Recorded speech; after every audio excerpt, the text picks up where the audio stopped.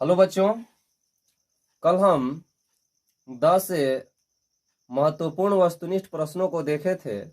यानी जो पाठ का नाम था हमारा बिलियन, यानी 12th क्लास का ही केमिस्ट्री है। दूसरा पाठ का पार्ट 1 हम डाल चुके हैं, जिसमें 10 महत्वपूर्ण वस्तुनिष्ठ प्रश्नों को हम लोग देख चुके हैं। ठीक है, तो आज हम कल एक प्रश्न था, उसमें थोड़ा त्रुटि हुआ था।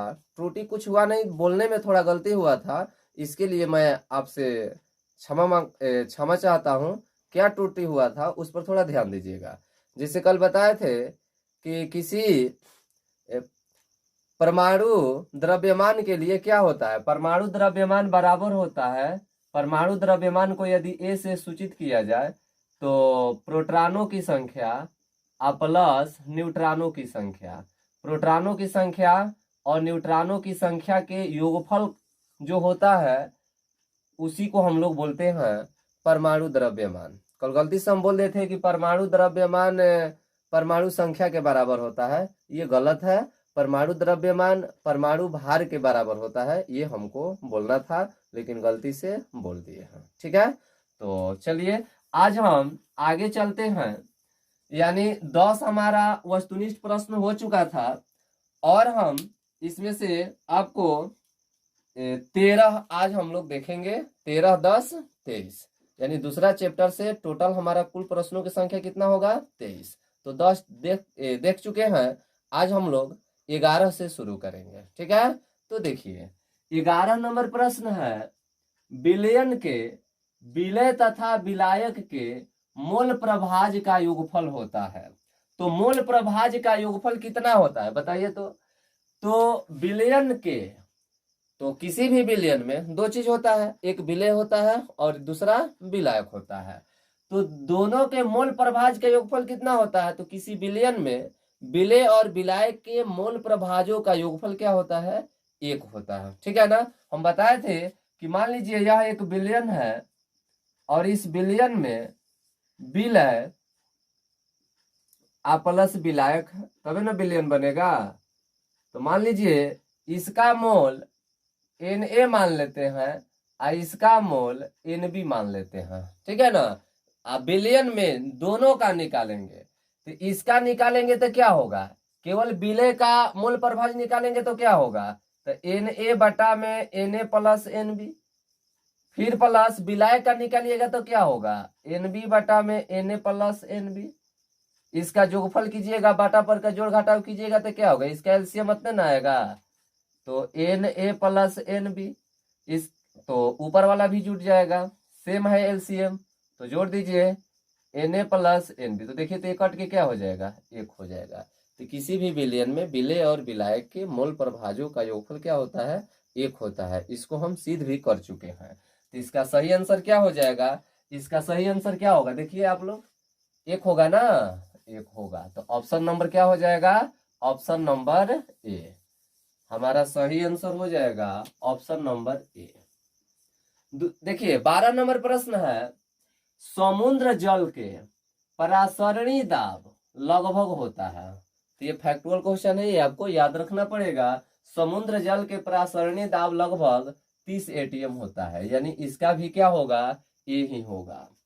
13 नंबर है, दो द्रवों का एक मिश्रण जो स्थिर संघटन पर उबलता है कहलाता है। दो द्रवों का एक मिश्रण जो एक निश्चित संगठन पर, एक निश्चित तापक्रम पर ये दोनों घटक उबलता है, उसको क्या बोलते हैं। तो हम पढ़ाए थे कुछ ऐसे विलयन होते हैं जिनके सभी घटक एक ही ताप पर उबलना प्रारंभ करते हैं, इसको हम बोलते हैं स्थिर क्वाथी। इसको क्या बोलते हैं हम लोग, स्थिर क्वाथी। तो स्थिर क्वाथी देखिए कहाँ है, हिमांक मिश्रण, एजोट्रोप, ठोस विलयन, इनमें से कोई नहीं, ये एजोट्रोप होगा। क्या होगा, एजोट्रोप होगा, क्योंकि एजोट्रोप ये इंग्लिश वर्ड है। थोड़ा बिहार बोर्ड के बच्चे ध्यान दीजिएगा, स्थिर क्वाथी हम पढ़ाए हैं, यहाँ स्थिर क्वाथी के बदला में क्या दिया है, एजोट्रोप। ठीक है ना, स्थिर क्वाथी मिश्रण क्या होता है, जिससे विलयन के सारे संघटक एक निश्चित ताप पर ही उबलना प्रारंभ कर देता है, उसे हम बोलते हैं स्थिर क्वाथी यानी एजोट्रोप। 14 नंबर प्रश्न है, बिलियन के अणु संख्य गुणधर्म वे गुण होते हैं जो निर्भर करते हैं। अणु संख्य गुणधर्म बताए थे कि 4 होते हैं, तो ये किस पर निर्भर करते हैं? तो इस प्रश्न में ही है अणु संख्य गुणधर्म, यानी जो अणुओं की संख्या पर निर्भर करते हैं, किसी बिलियन के प्रकृति और आकार पर नहीं, कणों के संख्या के आकार पर।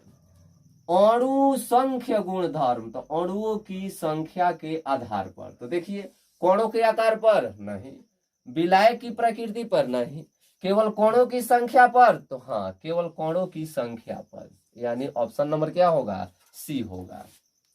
15 नंबर है आपेक्षिक वाष्प दाब का अवनमन होता है। आपेक्षिक वाष्प दाब का अवनमन क्या होता है?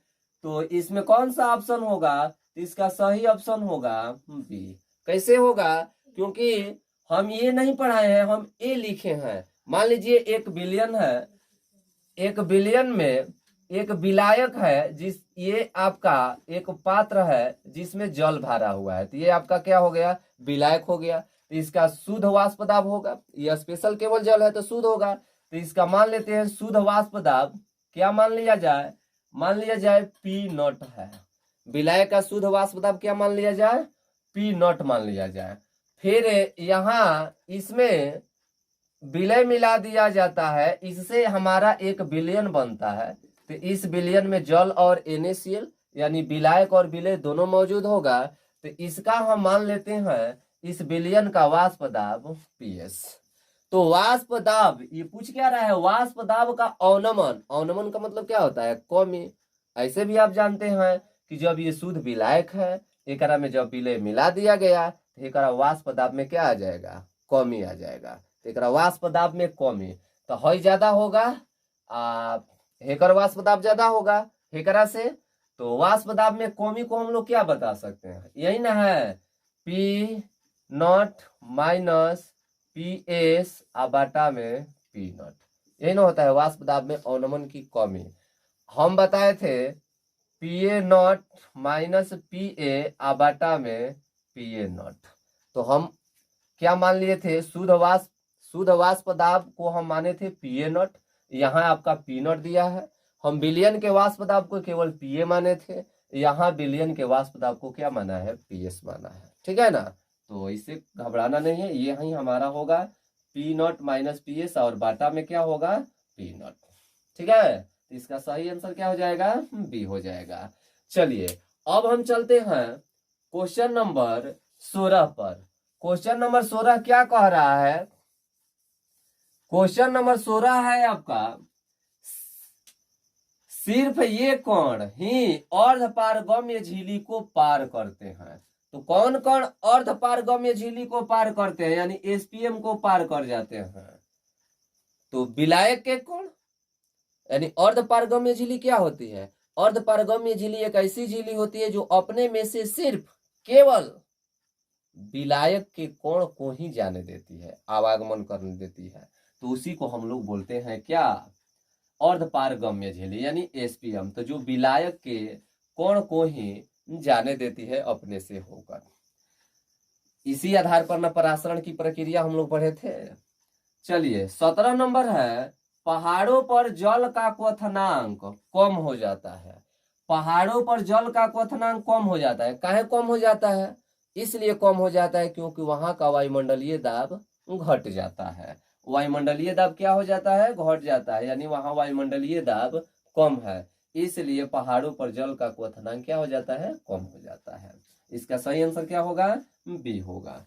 18 नंबर देखिए, आदर्श विलयन में मिश्रित होने के कारण अवयवों के एंथैल्पी परिवर्तन होता है। तो आदर्श विलयन में एंथैल्पी परिवर्तन क्या होता है? शून्य होता है। और आयतन परिवर्तन क्या होता है? इहो शून्य होता है। यानी आदर्श विलयन के लिए शर्त है कि डेल्टा क्या बोलते हैं उसको? डेल्टा H मिक्सिंग और डेल्टा V मिक्सिंग, ठीक है ना? तो ये दोनों क्या होता है? 0 ही होता है। ठीक है, चलिए, तो क्या बताए, तो इसका क्या उत्तर होगा, आदर्श विलयन में मिश्रित होने के कारण अवयवों के एंथैल्पी परिवर्तन होता है, तो क्या होता है, शून्य होता है। 18 का सही आंसर क्या होगा, ए होगा। 19 नंबर है, लीटर बिलियन में, 1 लीटर बिलियन में, 1 लीटर भी हो सकता है, 1 लीटर बिलियन में विलय के ग्राम अणुओं की संख्या को कहते हैं। तो ग्राम अणुओं की संख्या को क्या कहते हैं, मोलरता कहते हैं। ठीक है ना, ग्राम अणुओं की संख्या को 1 लीटर बिलियन में क्या कहते हैं, मोलरता कहते हैं। ये आपका परिभाषा है। 20 नंबर है, 1 लीटर बिलियन में उपस्थित विलय के ग्राम समतुल्यांकों की संख्या को कहते हैं। यहां ध्यान दीजिएगा, 1 लीटर बिलियन में उपस्थित विलय के ग्राम समतुल्यांकों की संख्या, तो समतुल्यांकों की संख्या को हम लोग सामान्यता कहते हैं और ग्राम अणुओं की संख्या को हम लोग मोलरता कहते हैं। ठीक है, चलिए 21 नंबर प्रश्न है, किसी बिलियन में विलय का, किसी बिलियन में विलय का, थोड़ा सा देखिएगा, दिखाई दे रहा है ना। चलिए, किसी बिलियन में विलय का मोल प्रभाज व्यक्त किया जाता है। तो किसी बिलियन में विलय का मोल प्रभाज व्यक्त किया जाता है, किसमें, तो ये बताइए, ये ऑप्शन ए होगा कि ऑप्शन बी होगा कि ऑप्शन सी होगा। तो ये सही आंसर होगा आपका ऑप्शन नंबर ए। किसी विलय का मोल प्रभाज व्यक्त करना है, तो मान लीजिए कि विलय का मोल प्रभाज एन है और विलयन का मोल प्रभाज, विलायक का मोल प्रभाज बड़का एन है, तो हई आपका विलय है, हई आपका क्या है, विलायक है। ठीक है ना, तो किसका पूछ रहा है, विलय का मोल प्रभाज। तो विलय यानी एन का मान निकालेंगे तो टोटल बिलियन में होता है, तो विलय और विलायक जोड़ना पड़ेगा ना, तो एन प्लस एन। तो विलय का कहेगा तो छोटका एन बटा में एन प्लस एन होगा। यही विलय ना कह के विलायक का कहता तो हम एन बटा में एन प्लस एन करते हैं। तो हमारा क्या पूछ रहा है, हमारा पूछ रहा है विलय का, तो विलय हम छोटका एन को माने हैं तो छोटका एन ऊपर होगा और नीचे विलय भी होगा और विलायक भी होगा, तभी तो बिलियन होगा। तो इसका सही आंसर क्या होगा, ए होगा। 22 नंबर प्रश्न है, आदर्श बिलियन के लिए, आदर्श बिलियन के लिए क्या होता है, तो ये हम जो बोलने में थोड़ा मिस्टेक कर रहे थे, यही तो शर्त है।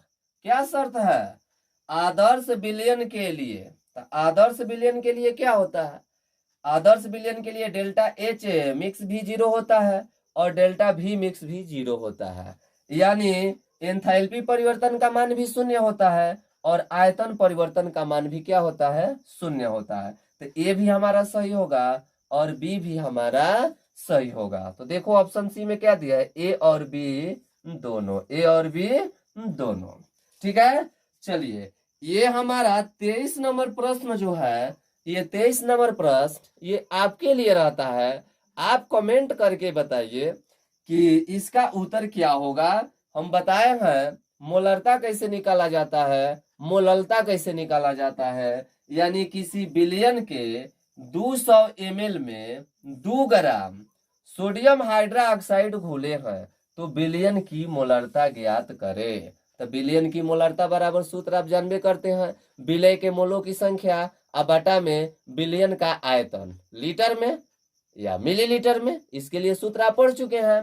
तो इसका कमेंट करके आप बताइए कि इसका आंसर यानी मोलरता का मान कितना होगा, 0.25 होगा कि 0.5 होगा कि 5 होगा कि 10 होगा। कमेंट में आपको केवल ऑप्शन केवल देना है कि ए सही है कि बी सही है कि सी कि डी। ठीक है, तो ये हमारा 23 महत्वपूर्ण वस्तुनिष्ठ प्रश्न आज खत्म हुआ, यानी दूसरा पाठ का। ठीक है, आप इसको अच्छे से प्रैक्टिस कर लें। ये दूसरा चैप्टर में अब हमको नहीं लगता है कि इससे ज्यादा पूछेगा। ठीक है, अगले दिन मिलते हैं अगले वीडियो के साथ। धन्यवाद।